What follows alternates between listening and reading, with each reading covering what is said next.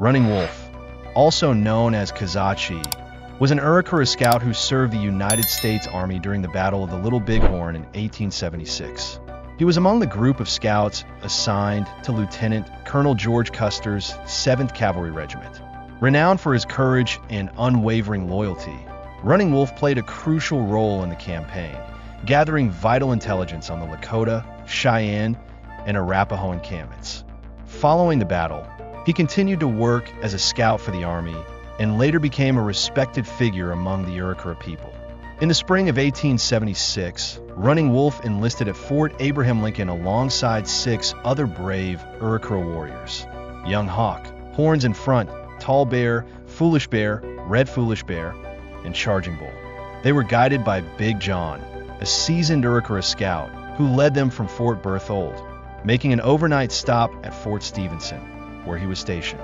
From there, they journeyed north of present-day Washburn, reaching Bismarck by noon, where they crossed the Missouri River by steamboat.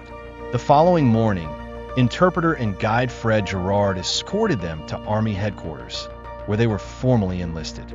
Initially, they camped at the base of a hill, but soon joined the soldiers in a larger camp set farther from the river.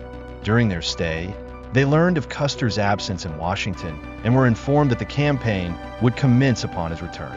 6 days later, as the expedition officially began, Bobtail Bull and another soldier were summoned to headquarters. Bobtail Bull was appointed sergeant, and Gerard instructed the scouts to prepare for the military parade. Marching in traditional Arikara fashion, they sang their native songs, marking the commencement of their march. Following the parade, the scouts led the procession, followed by Custer and the White Cavalry. Varnum, the chief scout, camped with the Arikara scouts, accompanied by an orderly and a cook. The army halted at midday and remained there until the following morning. The next day, a rainstorm interrupted their march, forcing them to stop early. When the weather cleared, they continued westward, establishing a second camp on a vast plain north of the Heart River, later designated as Camp No. 2. The expedition pressed forward, with the scouts naming each successive camp. They soon reached a site they called Turkey Buzzard Camp, where One Horn and Red Foolish Bear were dispatched with mail. Meanwhile, soldiers received their payat. The first camp and a herd of cattle accompanied the army to provide rations. As they advanced to Big Mountain, they paused for a meal before setting up Camp No. 4 in a broad valley. The next day, they dined on the open prairie before establishing Camp No. 5 at present-day Hebron. Persistent rain forced an unscheduled stop at Young Man's Butte, creating Camp No. 6. The following day, they continued despite muddy conditions, but the treacherous terrain eventually forced them to halt at Camp No. 7. The army pressed forward, stopping for lunch east of present-day Dickinson and setting up Camp No. 8. That night, Red Foolish Bear returned with urgent news. He had been forced to leave Red Bear behind with an exhausted horse. Bobtail Bull immediately led a rescue party, retrieving Red Bear at dawn. The army then entered the rugged Badlands, where they established Camp No. 11. Timber was cut and transported to construct bridges. The next morning, orders were given for every man to carry his own rations. Camp No. 12 was established in the Little Missouri Valley near Soldier Butte. The march continued, passing beyond the butte to establish Camp No. 13, where heavy snowfall overnight blanketed the land in 2 to 3 feet of snow. The soldiers remained in camp until the snow melted enough to allow movement. As they traversed a flat-topped ridge at midday, they encountered Crow Bear, a Gros Ventre scout who had ridden from Powder River carrying mail. After a brief rest, he returned to his post. That day, no halt was made for lunch, and the army descended into a coulee near Beaver Creek, where Camp No. 14 was established. The march continued along Beaver Creek to its end, where Camp No. 15 was set up. As they advanced across the open prairie, distant blue hills came into view, and Camp No. 16 was established. The column proceeded toward the Blue Hills, setting up Camp No. 17 near a cottonwood-lined coulee, which the Arikara scouts called Cottonwood Creek. By midday, they reached the foothills and, after eating, continued until they arrived at the confluence of Powder River and the Badlands, where they formed Camp Number 18. At dawn, Custer visited Varnum's tent and summoned Bobtail Bull, instructing him to send 7 scouts ahead to search for signs of the Lakota. 4 Dakota scouts, Carew, Martaksha, Buffalo Body, and White Cloud, were dispatched alongside 3 Arikara scouts, Young Hawk, 4 Torn, and 1 Feather, accompanied by a small detachment of white soldiers. They rode in 2 columns with explicit orders not to return until they found evidence of Lakota movement. They were to report directly to the base camp at the mouth of Powder River, where Camp Number 19 was established. A steamboat was anchored there, and 2 scouts, Horns in front and Charada, were left behind under Tall Bear's care. A supply tent was set up where soldiers could purchase deer meat for $4 per hindquarter.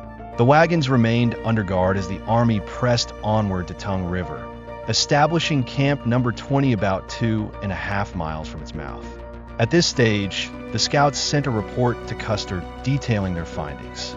The army crossed the Tongue River and ascended to a plateau, where Camp Number 21 was established. The next day, they camped on a high flat near the Rosebud River, about a mile from Elk River. This became Camp Number 22. Camp Number 23 was situated on elevated terrain above the Rosebud's mouth, and the following day, they encamped at the confluence of the Rosebud, designating it Camp No. 24. The next morning, Custer and his brother, Tom Custer, arrived at the scouts' camp to consult with Bobtail Bull, Bloody Knife, and Soldier, with Gerard serving as their interpreter. Young Hawk reported that they had discovered a fresh Dakota trail and an active camp along the river. Meanwhile, a steamboat arrived, unloading crates of hardtack crackers. When the bugle sounded, the scouts saddled up, gathered their rations, and prepared for their next orders. Custer began drafting dispatches, assigning 6 scouts to deliver them to the base camp at Powder River.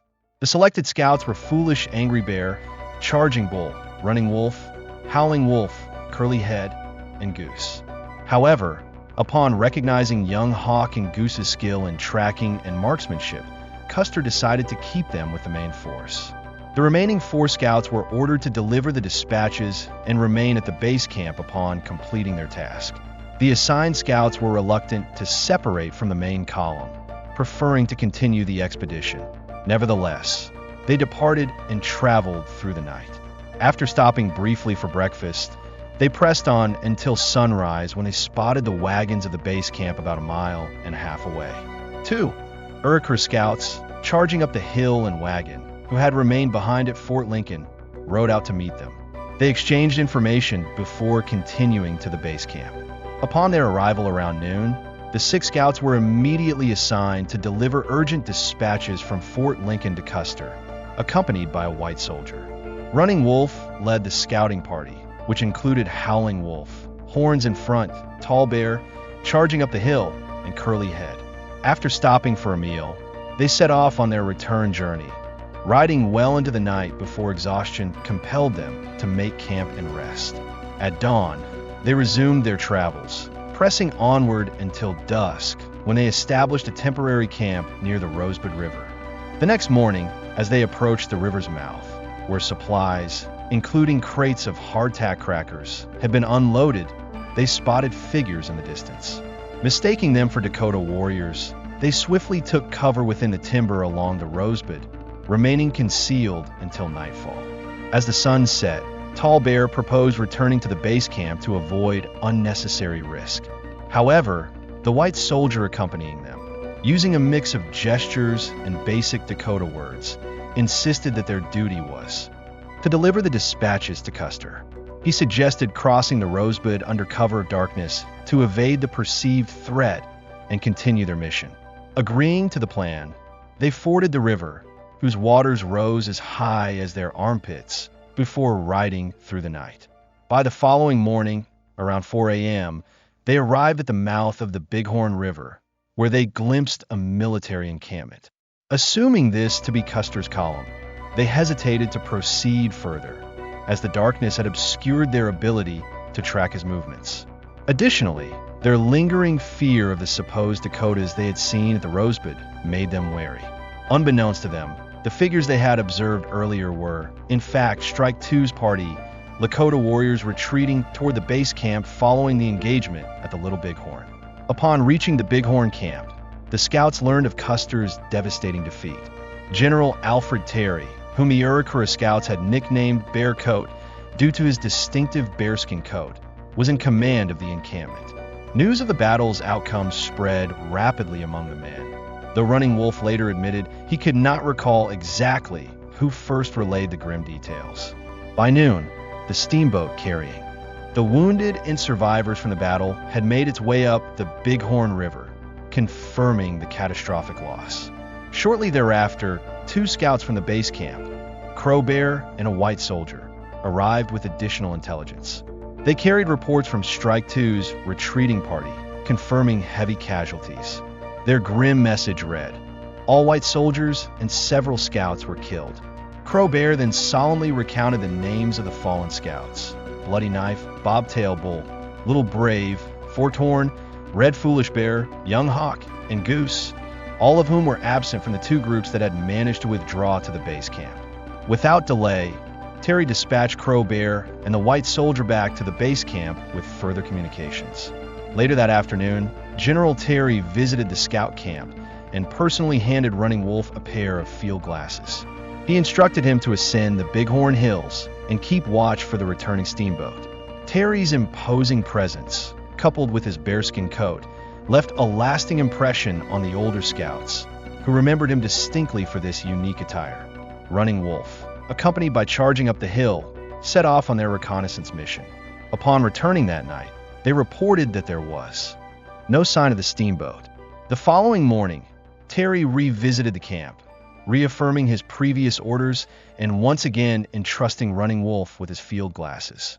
This time, he also assigned Howling Wolf to accompany him, ensuring they could verify the steamboat's approach.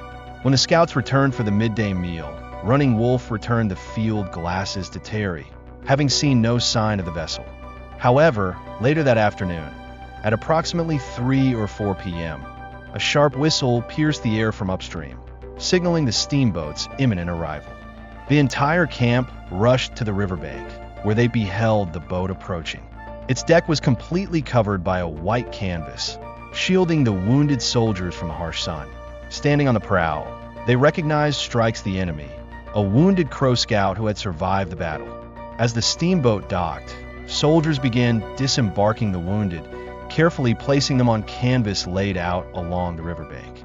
As the process neared completion, Running Wolf spotted Goose near the engine room, his hand wrapped in a bandage and a blanket draped over his shoulders.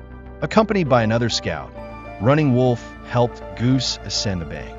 Goose recounted their harrowing encounter with the Sioux. "We fought fiercely, but we were surrounded in the timber. We barely managed to escape with our lives."